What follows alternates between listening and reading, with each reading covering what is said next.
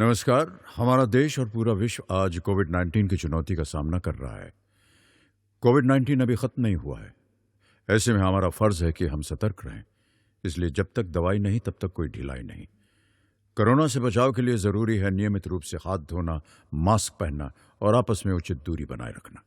याद रखिए, 2 गज दूरी मास्क है जरूरी। खांसी, बुखार या सांस लेने में कठिनाई होने पर हेल्पलाइन नंबर 1075 पर संपर्क करें।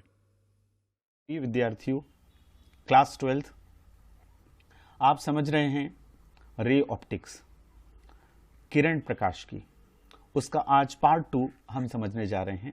मैं हूं पवन द्विवेदी, शासकीय उच्चतर माध्यमिक विद्यालय कोटरा सुल्तानाबाद भोपाल। दर्पण समीकरण से, दर्पण समीकरण आपने 10th में ये पढ़ा है, इसका डेरिवेशन नहीं था 10th में। 1/f = 1/v + 1/u। आप समझ चुके हैं कि u वस्तु की दूरी कहलाती है, v प्रतिबिंब की दूरी कहलाती है और स्मॉल f फोकस दूरी कहलाती है। दर्पण समीकरण को समझने से पहले हम अवतल दर्पण से इस डेरिवेशन को करने जा रहे हैं।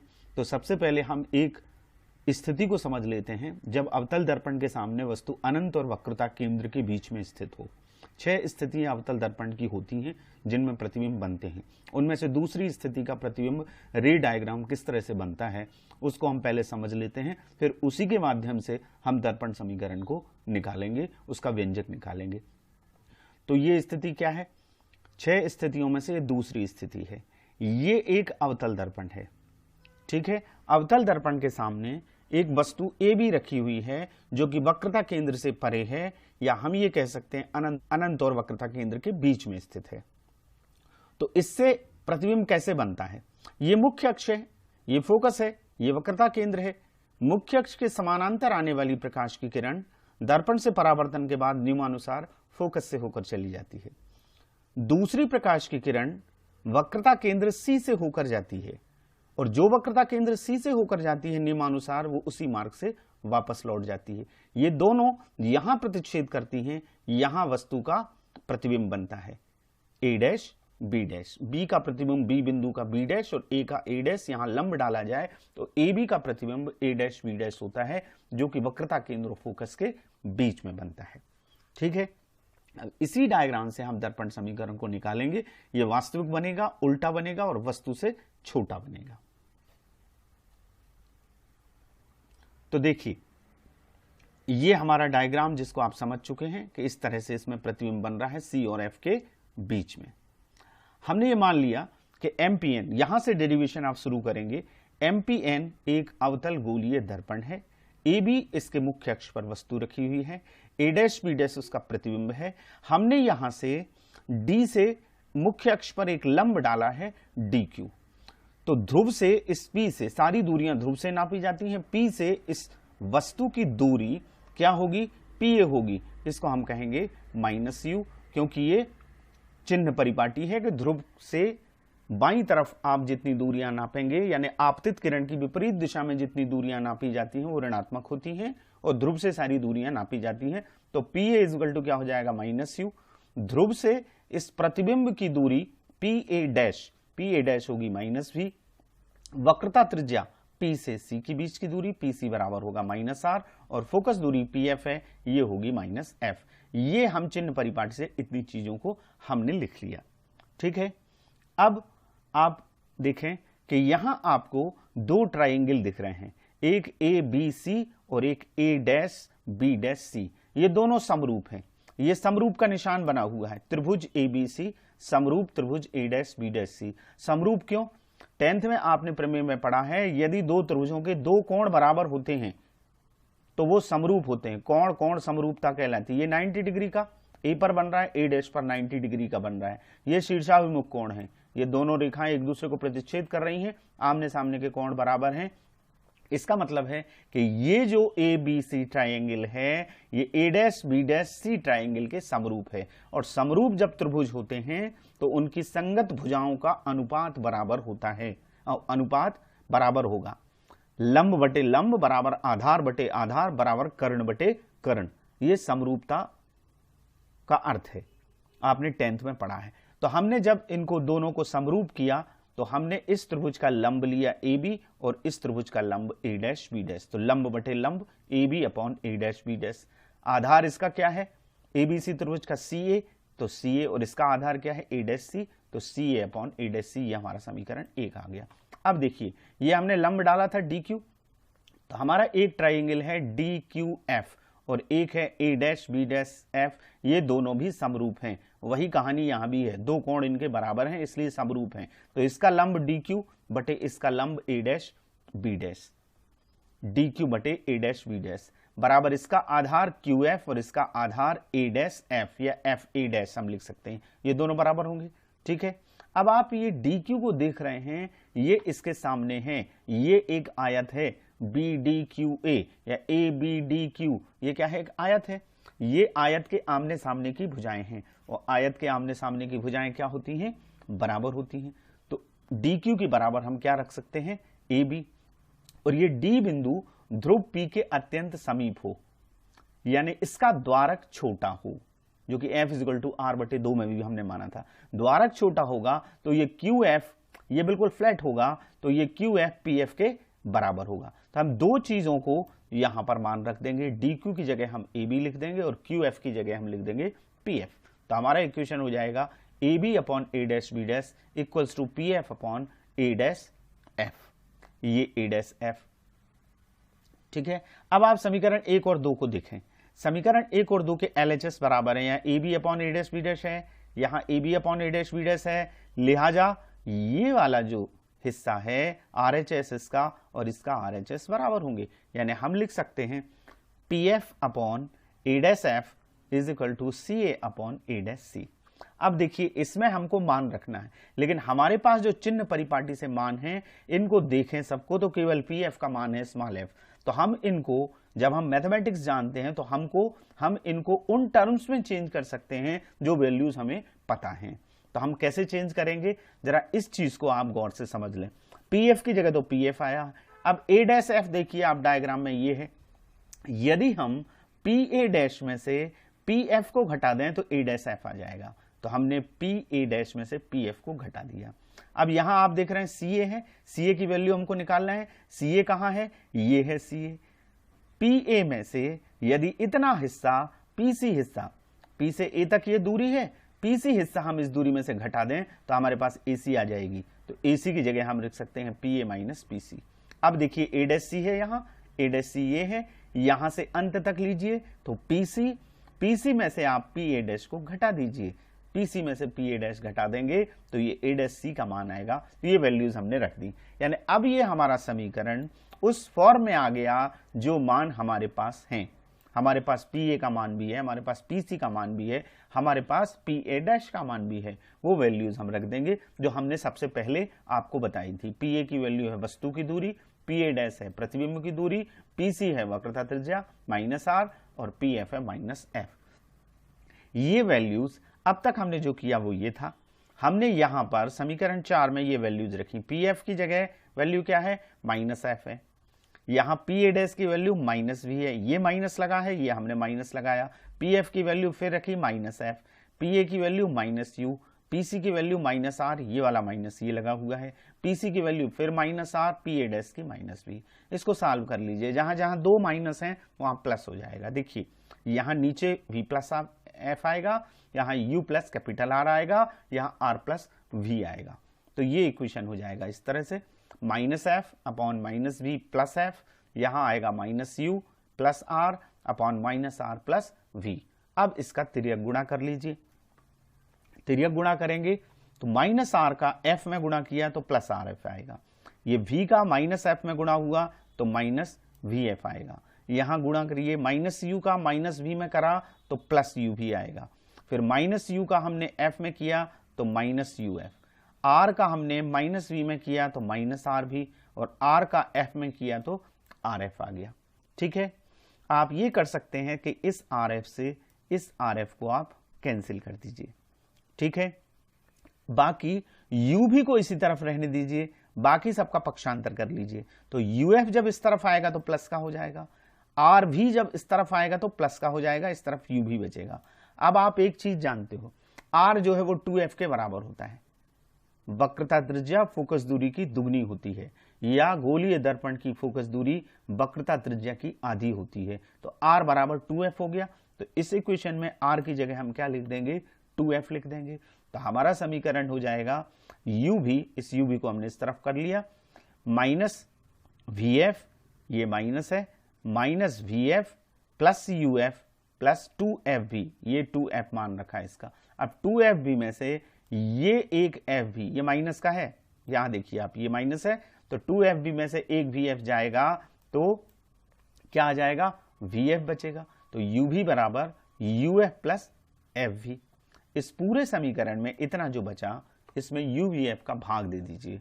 uvf का जब भाग देंगे आप, तो इस तरफ देंगे तो uv अपॉन uvf, यहां देंगे तो uv अपॉन uvf और fv अपॉन uvf। तो यहां ये uv से uv कैंसिल हो जाएगा, यहां ये uf से u और f कैंसिल हो जाएगा, नीचे v बचेगा, ये vf से ये vf कैंसिल हो जाएगा, 1/u बचेगा।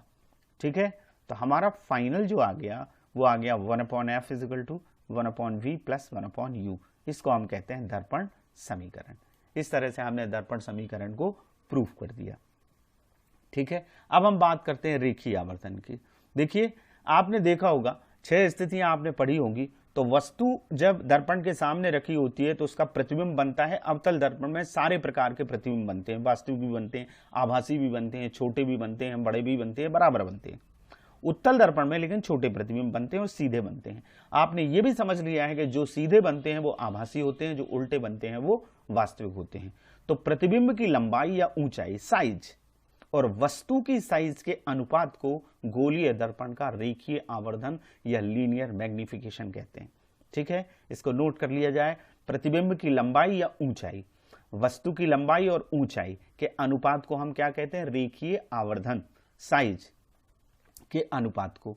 तो यदि प्रतिबिंब की ऊंचाई मान लीजिए h डैश है और वस्तु की ऊंचाई h है, तो रेखीय आवर्धन को स्मॉल m से शो करते हैं। अकॉर्डिंग टू डेफिनेशन क्या होगा, रेखीय आवर्धन बराबर प्रतिबिंब की ऊंचाई बटे वस्तु की ऊंचाई। तो ये हो जाएगा m बराबर h डैश अपॉन h। ये रेखीय आवर्धन का परिभाषा से फार्मूला है, परिभाषा से हमने निकाला। अब इसका एक सूत्र और निकलता है, वो कैसे निकलता है आगे हम देखेंगे। इसे m is equal to I upon O भी लिखा जाता है। I for image, O for object, size of image upon size of object is called the linear magnification of mirror. ठीक है, लेंस में भी ये होता है। तो हम इस रेखीय आवर्धन का फार्मूला निकालते हैं। उसके लिए हमने एक डायग्राम बनाया। वस्तु का प्रतिबिंब कैसे बनता है, 4 नियम हैं प्रतिबिंब रचना के, उनमें से 2 किरणें जहां प्रतिच्छेद कर देती हैं वहां वस्तु का प्रतिबिंब बनता है। ये ए बी वस्तु रखी है गोलीय दर्पण के सामने, इसका प्रतिबिंब ए डैश बी डैश वक्रता केंद्र फोकस के बीच में बन रहा है। बनने का तरीका क्या है, पहली किरण ये तिर्यक रूप से ध्रुव पर आपतित होती है, तो परावर्तन के नियमों का पालन करते हुए आपतन कोण बराबर परावर्तन कोण, ये तिर्यक दिशा में चली जाती है, आई और आर बराबर होते हैं। दूसरी वक्रता केंद्र सी से होकर जाती है तो उसी मार्ग से वापस लौट जाती है। यहां बी डैश पर एक दूसरे को प्रतिच्छेद करती है, वहां प्रतिबिंब बन रहा है। हमें रेखीय आवर्धन निकालना है, वही है ए बी सी जो त्रिभुज है वो ए डैश बी डैश पी, ये जो ए बी पी है, ये बड़ा वाला ट्राइंगल ए बी पी और ए डैश बी डैश पी, ये हमको लेना है। ये दोनों समरूप हैं, समरूप हैं तो इनकी संगत भुजाओं का अनुपात क्या होगा, बराबर होगा। तो इसका लंब ए बी बटे इसका लंब ए डैश बी डैश, इसका आधार पी ए और इस वाले त्रिभुज का आधार पी ए डैश, ये बराबर होगा। हम इसको ऐसा भी लिख सकते हैं, इसको पलटा दीजिए, इमेज को हमें ऊपर लाना है, साइज ऑफ इमेज को ऊपर लाना है। तो A dash B dash upon A B, तो ये भी पलट जाएगा P A dash upon P A. A dash B dash क्या है, ये लंबाई है किसकी, प्रतिबिंब की। चिन्ह परिपाटी से हम इसको समझ लेते हैं। ए डैश बी डैश है माइनस एच डैश, ये प्रतिबिंब की लंबाई है। और ए बी क्या है, ए बी है वस्तु की लंबाई, ये प्लस में रहेगी। वाई अक्ष आप जानते हैं, नीचे नेगेटिव होता है, ऊपर पॉजिटिव होता है। और गोलीय दर्पण की ये चिन्ह परिपाटी है, जितनी दूरियां ऊपर की तरफ नापी जाएंगी वो प्लस रहेंगी, जितनी नीचे की तरफ नापी जाएंगी वो माइनस रहेंगी। तो ए डैश बी डैश नीचे की तरफ है तो माइनस एच है और ए बी प्लस एच है। पी ए डैश ये प्रतिबिंब की दूरी है, इसको माइनस वी कहते हैं। और पी ए ये वस्तु की दूरी है, ये ध्रुव से वस्तु की दूरी -u और pa डैश -v। ये सारी बातें, ये सारी चीजें यहां रख दीजिए, वैल्यूज आप मान रख दीजिए। तो हमारा इसमें मान रखेंगे तो आएगा -h dash upon h equals to -v upon -u। अब 3 माइनस होगा यहाँ, ये माइनस से इस माइनस को कैंसिल कर दीजिए, माइनस ऊपर चला जाएगा, h dash upon h is equal to हो जाएगा -v अपॉन u। अब आप जानते हैं h डैश अपॉन h परिभाषा से क्या होता है, रेखीय आवर्धन m। अभी हमने पढ़ा है प्रतिबिंब की लंबाई और वस्तु की लंबाई का अनुपात, तो ये m है, तो m इज इक्वल टू क्या आता है, -v अपॉन u। ये रेखीय आवर्धन का एक और फार्मूला है। इस चैप्टर में से बहुत सारे न्यूमेरिकल पूछे जाते हैं, इसलिए रेखीय आवर्धन हो, f is equal to r/2 हो या दर्पण समीकरण हो, इनको आपको ध्यान रखना जरूरी है। और किस तरह से सवाल किए जाते हैं, जब हम करते हैं तो जो चीजें दी रहती हैं उनको हम चिन्ह सहित रखते हैं, और जिसको ज्ञात करना होता है उसका चिन्ह नहीं लगाते, आंसर में चिन्ह सहित आंसर आ जाता है। यदि वस्तु की दूरी निकालना है या प्रतिबिंब की दूरी निकालना है तो आप v को या u को निकाल रहे हैं तो उसके आगे आप माइनस प्लस नहीं लगाएंगे, माइनस प्लस के साथ आंसर आ जाएगा। चलिए नेक्स्ट कॉन्सेप्ट हम देख लेते हैं, अपवर्तन। देखिए अपवर्तन 10th में आपने पढ़ा है। अपवर्तन का सिंपल सा मतलब है कि माध्यम बदलने पर प्रकाश की किरण अपना रास्ता बदल देती है। आपने देखा होगा, कांच के गुटके का प्रयोग किया होगा। यदि प्रकाश, ये देखिए कांच की स्लैब से प्रकाश यहां डाला जा रहा है तो ये इसको यहां से जाना चाहिए, लेकिन ये अपना रास्ता बदल देता है, अपने मार्ग से ये विचलित हो जाता है। इसको कहते हैं प्रकाश का अपवर्तन। जैसे प्रकाश की किरण वायु जो विरल माध्यम होता है उससे कांच में प्रवेश करती है तो अभिलंब की ओर झुक जाती है, और कांच से वायु में जाती है तो अभिलंब से दूर हट जाती है। तो अपवर्तन का मतलब कई दैनिक जीवन में उदाहरण होते हैं। आप एक कांच की छड़ को, ये स्ट्रा डला हुआ है कांच के ग्लास में, यदि आपको देखेंगे तो ये आपको तिरछा हुआ दिखाई देता है, तिरछा दिखता है। कांच का सिक्का एक ग्लास में डालिएगा और उसको आप तिरछा देखिएगा, कांच का सिक्का थोड़ा सा ऊपर दिखेगा। तालाब की तली जो है वो थोड़ी सी ऊपर उठी दिखाई देती। मछली तालाब में जहां होती है उससे कुछ ऊपर दिखती है, उसका आभासी प्रतिबिंब ऊपर दिखाई देता है। इन सब चीजों के कारण प्रकाश का अपवर्तन है। जब कोई प्रकाश किरण एक माध्यम से दूसरे माध्यम में प्रवेश करती है, यह डेफिनेशन है अपवर्तन की, तो वह अपने मार्ग से विचलित हो जाती है। इस घटना को हम क्या कहते हैं, प्रकाश का अपवर्तन। इसको हम आगे और समझेंगे। तो अपवर्तन में क्या होता है कि जब विरल माध्यम से सघन माध्यम में प्रकाश की किरण जाती है तो अभिलंब की ओर झुकती है। यहां देखिए, अब सारी चीजें आप समझ लीजिए। जो किरण यहां पड़ती है उसको कहते हैं आपतित किरण, ये कहलाता है अभिलंब।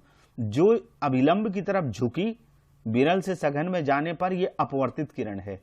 आपतित किरण और अभिलंब के बीच में जो कोण बनता है उसको आपतन कोण कहते हैं, और अपवर्तित किरण और अभिलंब के बीच में जो कोण बनता है उसको कहते हैं अपवर्तन कोण। विरल से सघन में जाती है तो अभिलंब की ओर झुकती है, और सघन से विरल में जाती है तो अभिलंब से दूर हटती है। ये इतनी झुक गई, यहां ये कोण बना आर और ये यहां कोण बना आर। इसको ऐसे जाना चाहिए था यदि ये माध्यम नहीं होता। तो माध्यम बदलने पर रास्ता बदल देती है। प्रकाश की चाल में परिवर्तन इसका कारण है। विरल माध्यम में प्रकाश की चाल अधिक होती है और सघन माध्यम में प्रकाश की चाल कम होती है। इस कारण से अपवर्तन होता है। तो दो बातें ध्यान रखिएगा। जब प्रकाश की किरण विरल माध्यम से सघन माध्यम में प्रवेश करती है तो अभिलंब की ओर झुक जाती है। इस स्थिति में I is greater than R, आपतन कोण का मान अपवर्तन कोण से बड़ा होगा। और जब सघन से विरल में जाती है तो अभिलंब से दूर हटती है। यहां चित्र में देखिए लीजिए, R का मान I से बड़ा है, यानी I is less than R, I का मान R से छोटा होगा। आपतन कोण का मान अपवर्तन कोण से छोटा होगा। दो नियम है अपवर्तन के। जिस तरह से परावर्तन के दो नियम थे वैसे ही अपवर्तन के दो नियम हैं। स्नेल ने अपवर्तन पे काम किया और उन्होंने, स्नेल ने दो नियम दिए। खासतौर से दूसरा नियम स्नेल का नियम कहलाता है। पहला, आपतित किरण, अपवर्तित किरण और अंतरापृष्ठ के आपतन बिंदु पर अभिलंब तीनों एक ही तल में होते हैं। अभी आपने डायग्राम में देखे थे। दूसरा नियम यह है, किन्हीं भी दो माध्यमों के युगल के लिए, किन्हीं भी दो माध्यमों के लिए आपतन कोण की ज्या का मतलब होता है साइन, साइन आई, और अपवर्तन कोण की ज्या का अनुपात स्थिर होता है, एक स्थिरांक होता है, जिसे पहले माध्यम के सापेक्ष दूसरे माध्यम का अपवर्तनांक रिफ्रैक्टिव इंडेक्स कहते हैं। इसे n से या म्यू से प्रदर्शित करते हैं। और ये जो दूसरा नियम है, ये पूरा नियम स्नेल के नियम से भी जाना जाता है। ठीक है, ये दो नियम आप नोट करें और इनको ध्यान भी रखें। तो हम 1 म्यू 2 बराबर लिखेंगे sine I upon sine R. यदि पहले माध्यम को हम 1 से और दूसरे माध्यम को 2 से शो करें तो 1 म्यू 2 इक्वल टू होगा sine I upon sine R. ये स्नेल का नियम है। या इसको हम ये लिखते हैं पहले माध्यम के सापेक्ष दूसरे माध्यम का अपवर्तनांक। सापेक्ष जिसको कहते हैं उसको पहले लिखते हैं, आगे लिखते हैं। या n21, तो ये पहले माध्यम के सापेक्ष दूसरे माध्यम। यदि दूसरे माध्यम के सापेक्ष लिखते तो n12 लिखते। ये होगा sine I upon sine R. ये नीचे आर है और ऊपर साइन आई है। अब आपतन कोण की ज्या और अपवर्तन कोण की ज्या का अनुपात निश्चित होता है। या हम यू लिख सकते ए म्यू जी बराबर साइन आई बटे sine R. A for air, G for glass. यदि कोई प्रकाश की किरण वायु से कांच में अपवर्तित हो रही है तो वायु के सापेक्ष कांच का अपवर्तनांक sine I upon sine R. ये कहलाता है स्नेल का नियम। अब हम एक खास डेरिवेशन करने जा रहे हैं, वो है अपवर्तनांक, वास्तविक गहराई और आभासी गहराई में संबंध। जैसा कि आप जानते हैं कि जल में स्थित वस्तु को विरल माध्यम वायु से देखने पर वो अपने स्थान से थोड़ी सी ऊपर उठी दिखती है। इसका कारण प्रकाश का अपवर्तन है। क्यों? क्योंकि उसका प्रतिबिंब ऊपर की तरफ आभासी प्रतिबिंब बनता है, जिसके कारण वो उठी दिखाई देती है। हम ये मान लेते हैं कि ये P एक वस्तु है जो पानी में स्थित है, जल में स्थित है और इसे वायु से देखा जा रहा है। ये पानी है और ऊपर जो है वो वायु है। तो इससे चलने वाली प्रकाश की किरण पहली वाली, ये जो आप किरण देख रहे हैं, ये है वाटर और ये एयर है। ये जो प्रकाश की किरण है PQ, ये अभिलंब से दूर हट जाएगी। ये सघन माध्यम और ये विरल माध्यम है, अभिलंब से दूर हटती हुई चली जाएगी। दूसरी प्रकाश की किरण अभिलंबवत आपतित होती है इस सीमा पृष्ठ पर, तो बिना विचलित हुए सीधी चली जाती है। ये दोनों प्रकाश की किरणें यदि पीछे बढ़ाई जाएं तो ये P डैश पर मिलती हैं, जहां इस वस्तु P का प्रतिबिंब बनता है, इसलिए ये वस्तु ऊपर उठी दिखाई देती है। तो हमने आपको ये बताया, दो किरण हमने ली और उनको पीछे बढ़ाया अपवर्तित किरणों को, तो P का प्रतिबिंब P डैश पर बना आभासी प्रतिबिंब। इसलिए ये कारण पूछा जाता है कि क्यों ऊपर दिखाई देती है, तो उसका कारण अपवर्तन है। और डिटेल ये है कि उसकी इमेज ऊपर बन रही है, आभासी वर्चुअल इमेज बन रही है जो हमें दिखाई देती है, इसके कारण से वो ऊपर उठी दिखती है। अब हम इस डेरिवेशन की बात करते हैं। यहां आपने इतना बना लिया। अब देखिएगा, यहां पर ये जो कोण है ये आपतन कोण है, क्योंकि ये आपतित किरण है PQ और ये अभिलंब है। अभिलंब और आपतित किरण के बीच में जो कोण बनेगा वो आपतन कोण कहलाएगा। तो हमारा आपतन कोण एक्चुअली में क्या है? PQN। ठीक है, लेकिन ये कोण OPQ के बराबर है। क्यों बराबर है? ये देखिए, ये वाला कोण इधर है और ये वाला कोण इधर है। ये दो समानांतर रेखाएं हैं, ये एकांतर कोण है। तो पहली बात हम ये लिख सकते हैं कि कोण OPQ बराबर कोण PQN, ये I है क्योंकि ये एकांतर कोण है। और ये अपवर्तित किरण थी, तो अपवर्तन कोण क्या होगा? MQR। ये संगत कोण है, ये एक ही तरफ है दोनों कोण, तो ये दोनों बराबर हैं। तो दूसरी चीज हम बराबर दूसरे कोण को किसको करेंगे? OP dash Q is equal to MQR। ये दोनों R हैं कोण। क्या कारण है इसका? ये संगत कोण है। अब आप जानते हैं, अभी आपने पढ़ा है स्नेल का नियम। हम पहला माध्यम पानी ले रहे हैं और दूसरा माध्यम हम यहां एयर ले रहे हैं, वायु ले रहे हैं। ठीक है, वायु से इस वस्तु को देखा जा रहा है। तो यहां हम क्या लिखेंगे? WμA। पहला माध्यम यहां लिखा जाता है, दूसरा माध्यम यहां लिखा जाता है। पानी के सापेक्ष वायु का अपवर्तनांक WμA बराबर क्या आएगा? Sine I upon sine R. या इसको उत्क्रमणीयता के सिद्धांत से हम यदि लिखें तो A म्यू W बराबर लिख सकते हैं, ये पलट जाएगा साइन आर अपॉन साइन आई। ये उत्क्रमणीयता का सिद्धांत कहलाता है। तो ये हो गया। अब साइन आर और साइन आई, तो आर की जगह और आई की जगह हम ये वैल्यू रख देंगे, ये कोण रख देंगे। आर का मान हमने क्या रखा?